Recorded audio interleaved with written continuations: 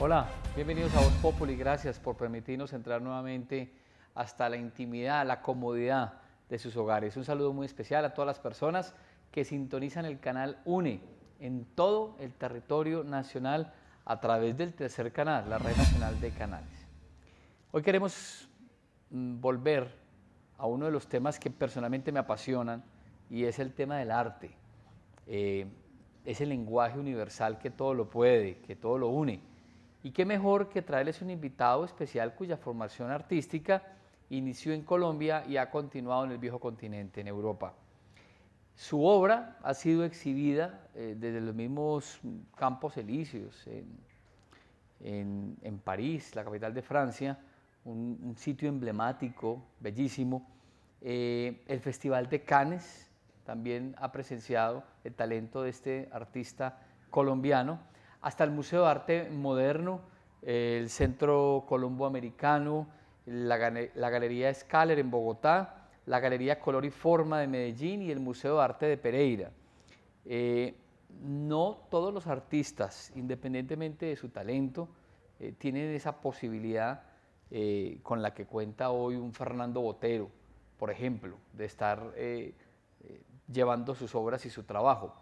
Yo recuerdo que nuestro invitado le dio de alguna manera la vuelta a nuestro país en términos de noticia por el interés que su obra y su trabajo videográfico generó en una de las agrupaciones más emblemáticas del mundo, como YouTube, donde se interesaron incluso en la apuesta de su trabajo para un festival que se iba a realizar en el Reino Unido. Él nos contará más adelante frente al tema. De manera pues que el arte regresa con su espacio aquí a Voz Populi y lo tendremos en el canal UNE, una obra que recorrerá diferentes ciudades del país. Bienvenidos.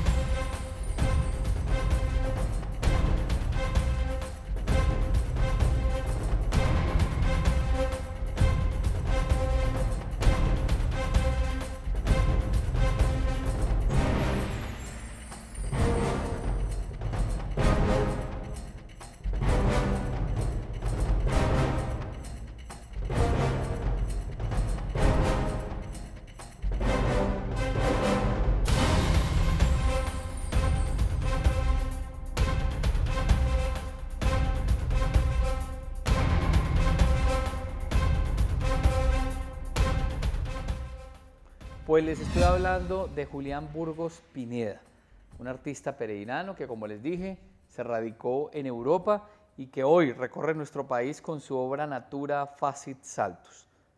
Julián, gracias por aceptar la invitación de las cámaras de UNE y bienvenido. No, gracias a usted y a UNE, Andrés, y buenas noches a todos los televidentes de UNE. Muy bien, usted es pereirano, inició su proceso de formación en Pereira, hijo de pintor y de diseñadora de modas. Correcto. ¿Qué tanto influenció ese origen, digamos, y esa sensibilidad como con lo estético, la inclinación artística que hoy posee? Claro, yo me acuerdo los primeros dibujos que empecé haciendo los hacíamos en la casa con mi padre después de cenar, nos sentamos a dibujar en la mesa y creábamos unas batallas de barcos piratas y era muy interactivo, era como un evento muy interactivo donde un barco le disparaba a otro y era muy divertido y bueno, y por ahí fue naciendo. Mi papá siempre pintó, nunca fue pues, pintor profesional o algo así, pero siempre pintaba. Y mi madre era diseñadora de modas, entonces también dibujaba mucho, entonces era como parte del cotidiano en la casa. De ese Julián pequeño, adolescente, al hombre de hoy, ¿qué tanto se conserva y qué tanto ha evolucionado? Claro, yo creo que la emoción artística es siempre, está siempre relacionada un poco con esa facilidad que tienen los niños para expresar. Picasso decía que él se demoró toda una vida para volver a aprender a pintar como un niño. Entonces, ese nexo, ese lazo existe siempre. Y el arte cuando más puro es cuando tiene esa sensibilidad un poco de una inocencia primaria, ¿no?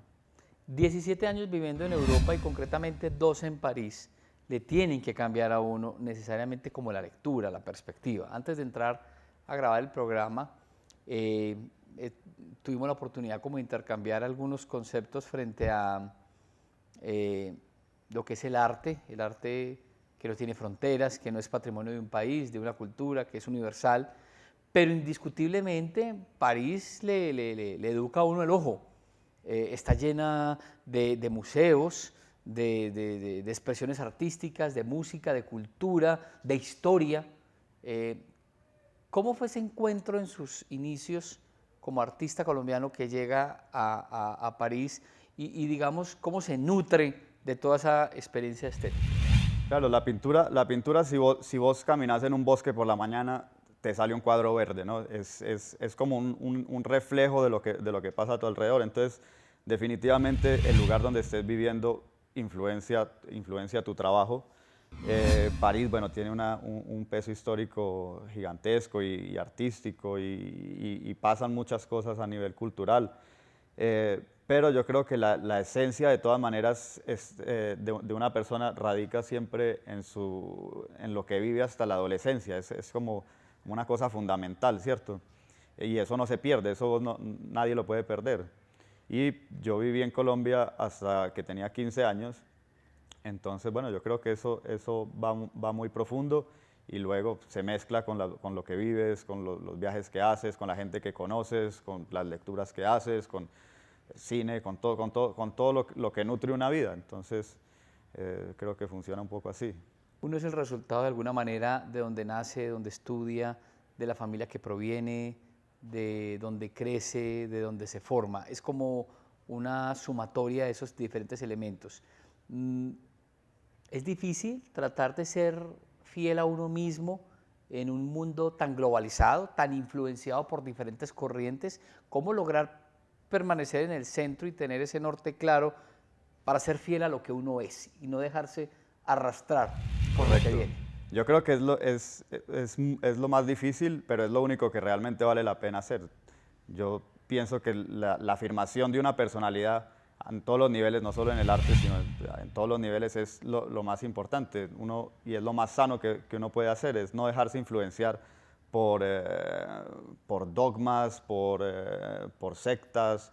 Y cuando hablo de sectas, no solo hablo de sectas satánicas o cualquier tipo de... Pero Claro que sí. hablo de un tipo de manipulación mental que viene de cualquier parte, ¿no? Entonces yo pienso que ser hermético a eso es difícil, pero es en realidad lo único que vale la pena. Usted ha tenido la oportunidad, como le he dicho, de vivir los últimos lustros en Europa, de vivir de su trabajo además. ¿Cómo es leída o cómo es leído el trabajo artístico de Colombia desde Europa? Y me refiero como en términos generales, porque nuestro país pues, ha tenido a lo largo de su historia, en especial más reciente, pues figuras de la plástica, de gran reconocimiento a nivel internacional.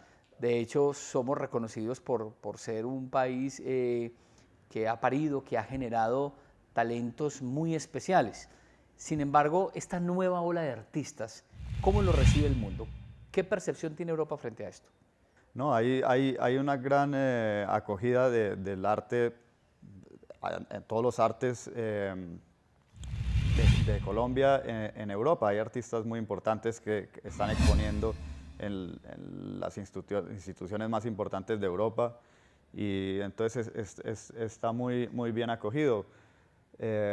Vivir como artista en Europa no es tampoco, o sea, es difícil. Yo, por ejemplo, personalmente he tenido momentos en que no he podido vivir de la pintura al principio y hacía trabajos en un bar o fui portero en el Museo Pompidou en París o en Italia repartía bolsas de basura. Entonces, como que lograba sobrevivir un poco así, quizás ahorrar un poco de dinero o algunas veces encontré gente que se interesó en mi trabajo, me financiaron para crear una exposición, hacía la exposición, ganaba un poco de dinero, me lo gastaba muy rápido y otra vez... Es Europa finalmente. Y es Europa, entonces otra vez a trabajar en un bar y así un poco se fue ritmando la cosa y poco a poco y en los últimos años, gracias a Dios, he estado pues dedicado de lleno a mi trabajo artístico. Pues sabe, Julián, que en este momento me quito el sombrero frente a ese comentario, esa valentía y ese testimonio que usted hoy expresa ante las cámaras y ante los televidentes, de que las cosas no han sido fáciles, de que el ser humano cuando quiere algo tiene que perseguirlo, tiene que lucharlo, tiene que ser fiel a sus principios, a sus creencias, y que no siempre estamos en las buenas. A veces toca salirse como de ese marco de lo que uno quiere y buscar otras opciones, otras alternativas, además dignas. Cualquier expresión del trabajo es digno, siempre y cuando sea legal, para regresar nuevamente a lo que quiere y seguir trabajando en eso. De manera pues que me parece bastante meritorio y confirma de que en la vida las cosas no son fáciles y que quien triunfa, independientemente en el arte de que lo haga, lo hace porque trabaja con tesón y con compromiso. Su trabajo se está convirtiendo en un emblema a nivel nacional. Como lo dije, usted ha expuesto desde los Campos Elíseos, entre algunos de los puntos más aclamados y más apetecidos, como el mismo Festival de Cannes, entre otras galerías. ¿Qué tan fácil o qué tan difícil es llegar allí? Porque yo no creo que todo el mundo lo pueda hacer. Es decir, se requiere de una logística, esto lo lidera usted solo, Sí. tiene un grupo en compañía de su esposa o de algún grupo de artistas amigos. ¿Cómo tocar estas puertas para que no digan, este es uno más dentro de esos muchos más artistas que uno encuentra en París? Sí, yo creo que bueno, todo se basa primero en el trabajo, la perseverancia. Yo creo que también hay bastante de suerte, de logística. Bueno, en estos 12 años que he estado en Europa, pues he trabajado me he organizado de diferentes maneras. A veces he tenido equipos, socios, lo he hecho solo, todo, ¿no? Entonces, bueno, ha sido un poco así. Bueno, vamos a hacer una primera pausa comercial con Julián Burgos Pineda, este artista colombiano que triunfa en Europa. A lo largo de la edición de este programa, pues estamos observando a partes de lo que es su obra, y en este siguiente segmento entraremos a conocer un poco más de su propuesta artística, pues para identificar lo que lo hace diferente y cómo se ha inspirado en la obra de otros reconocidos artistas para plasmar su propuesta. No se cambie de canal, que en segundos continuamos uno por uno. De regreso.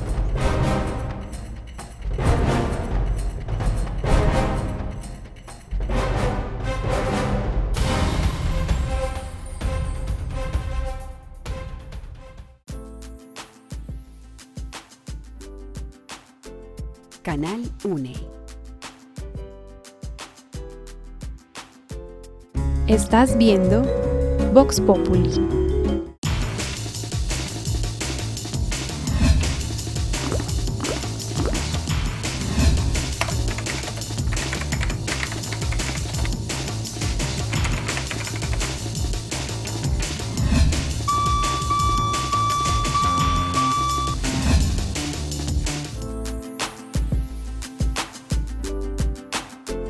Canal UNE. Estás viendo Vox Populi.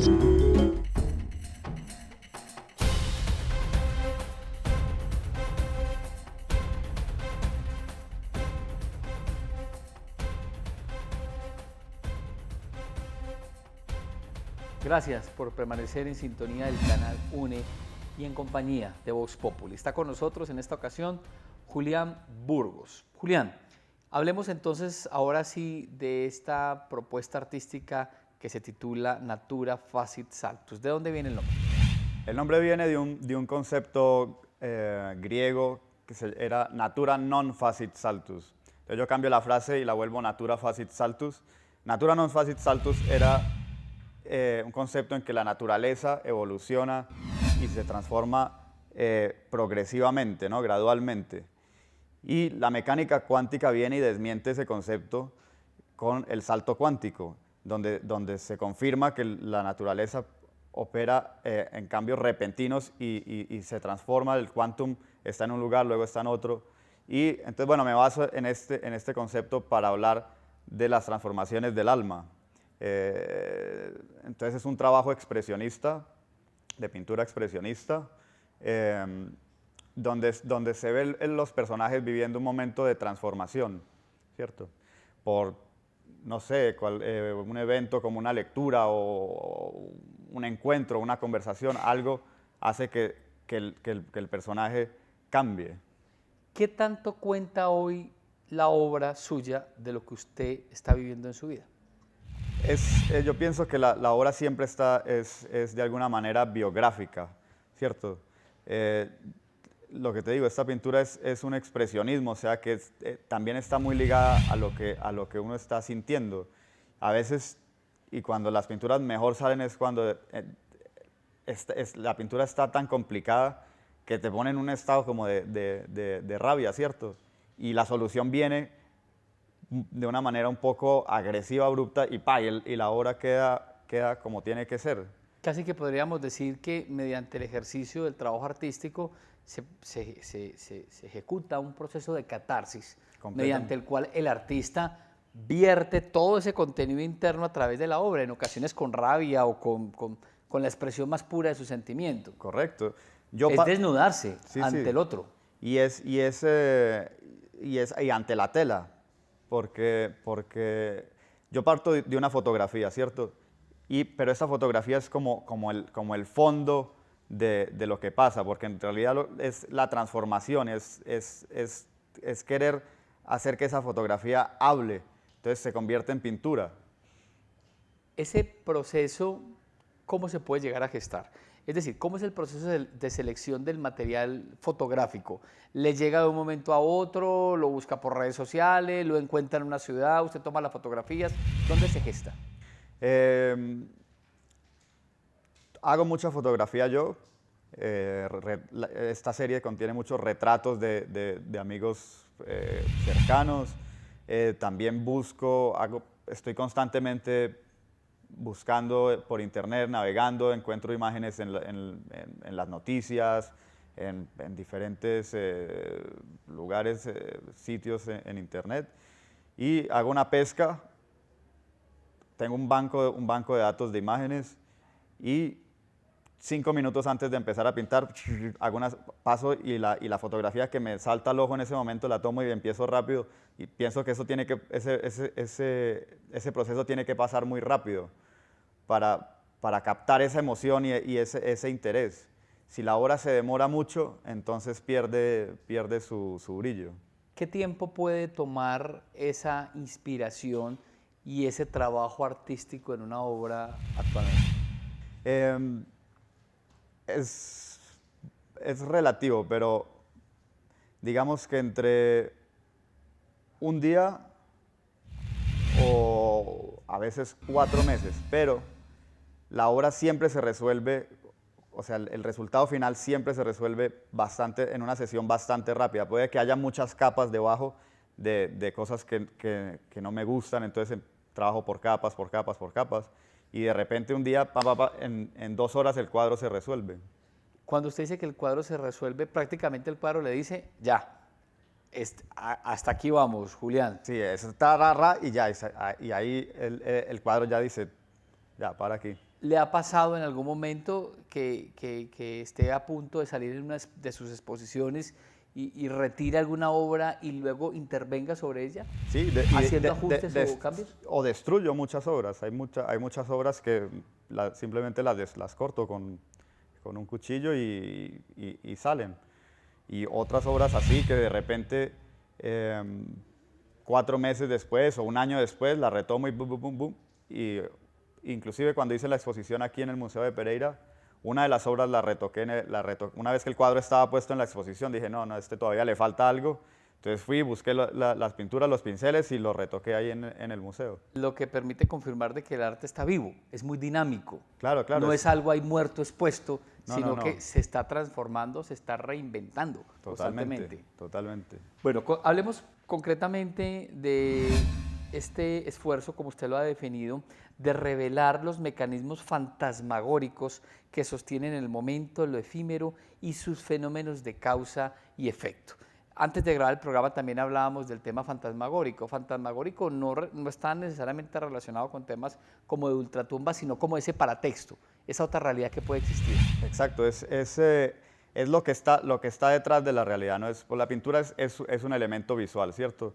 Pero es tratar de, a través de ese elemento visual, revelar lo que está detrás, ¿no? Lo que está pensando tal personaje, o si hay varios personajes, cómo están interrelacionados entre ellos, cómo la realidad se sostiene por fuerzas que no necesariamente están representadas en la imagen fotográfica de la que parto. ¿Qué artistas han influido particularmente a Julián para inspirar su trabajo hoy por hoy? Sí, tengo muchos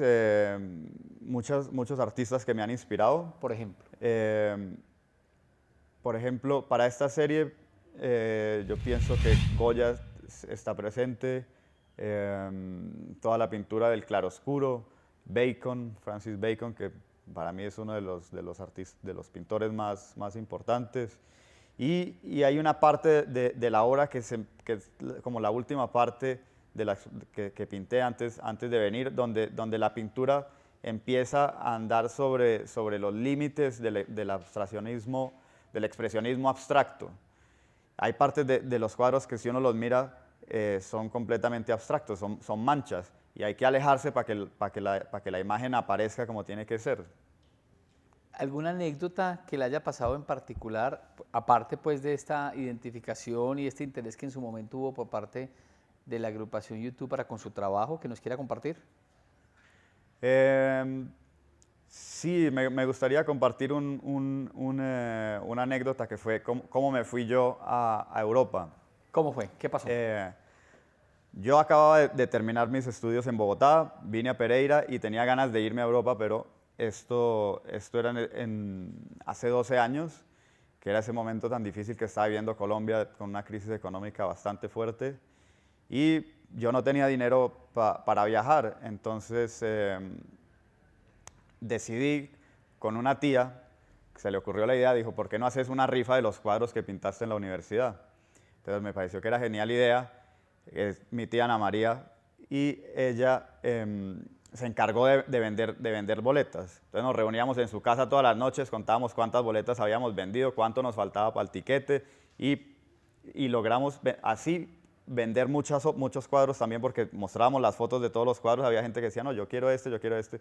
La rifa sucedió, se la ganó alguien, y logramos recoger en esa época $3.000, y con eso pues logré comprar el tiquete, viajar y llegar a París, instalarme en un apartamento y empezar pues y comenzar todo este proceso que ha Exactamente. transcurrido durante estos últimos 12 años.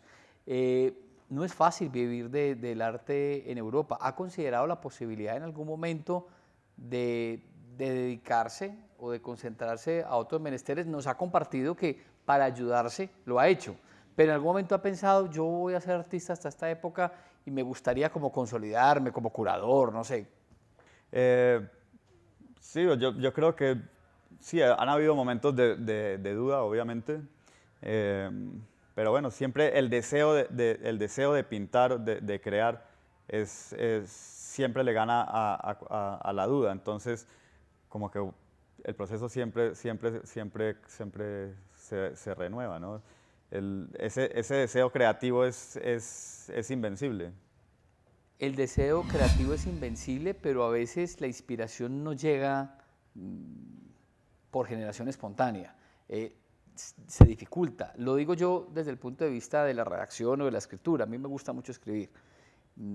A veces, cuando me siento en mi computador y voy a escribir, como que hay un bloqueo en términos de que no logro como identificar por dónde iniciar. Claro. ¿Les sucede también frente al lienzo en blanco? Claro, ¿Le claro. habla ese lienzo y le dice, hoy Julián no es como el día? Sí, ese momento lo vivo siempre, no a veces, siempre lo vivo y Es un reto constante. sí, doy vueltas, me demoro como media, no sé, a veces 15 minutos, a veces media hora, a veces una hora antes de empezar a pintar, me preparo un café, me tomo un café, preparo colores, me hago el tonto, llamo por teléfono a ver si me puedo volar del taller y todo, pero lo más, pero siempre me impongo una disciplina de trabajo de por lo menos 4 o 6 horas diarias en el taller, tratando de pintar, y a veces la inspiración no llega, pero estando ahí finalmente uno empieza a hacer algo y la cosa empieza a generarse y a veces pues salen obras horribles que hay que destruir y a veces pues hay momentos de inspiración y las cosas salen bien. Bueno, Julián, últimos minutos del programa. Usted ya estuvo en Pereira, como lo hemos dicho. Próximamente lo estarán viendo su obra en el Museo de Arte Moderno de Bucaramanga y en el Centro Colomboamericano, en la Galería Scaler en Bogotá y en la Galería Color y Forma de la ciudad de Medellín. La invitación para las personas que nos están viendo a través de la Red Nacional de Canales de UNE. ¿Por qué es importante ir a conocer su obra? Bueno, yo creo que todo trabajo artístico habla de problemáticas que son universales, ¿cierto? Entonces, bueno, yo pienso que todo el mundo, o espero que todo el mundo pueda reconocerse en la obra y que de alguna manera esto pueda liberar de alguna manera el pensamiento de las personas que vean esta obra. ¿Cómo se proyecta usted en 10, 15 años? En los próximos 12 años. Han transcurrido 12 años. ¿Cómo se ve Julián en 12 años? No, soy muy malo para proyectarme en el futuro. Trato de resolver las cosas como van viniendo. Ahora, digamos, tengo los proyectos que vienen o que quisiera, que están como pendientes por realizar, sería uno, hacer el Festival de Cine de Cartagena, hacer un espacio de videoarte durante el Festival de Cine de Cartagena el año entrante, en febrero. Ese es uno de los planes. Y otro es hacer un mural y un techo en el Palacio del Príncipe de Arabia Saudita, que se interesó en mi trabajo y me propuso esto. Vamos a ver si sucede. Entonces sería interesante trabajar obras de dimensiones bien importantes. Palabras mayores. ¿Le gustaría retomar, por supuesto, esa iniciativa que en su momento surgió con YouTube? Sí, claro. Yo sigo haciendo video. No los concibo como videos que sean aplicados a la música, pues más como es videoarte, pero trabajar con músicos, ¿por qué no? Eso ha sido una experiencia interesante. Bueno, Julián, aquí en UNE le deseamos todo el éxito del mundo para que se siga expresando, comunicando a través de su arte.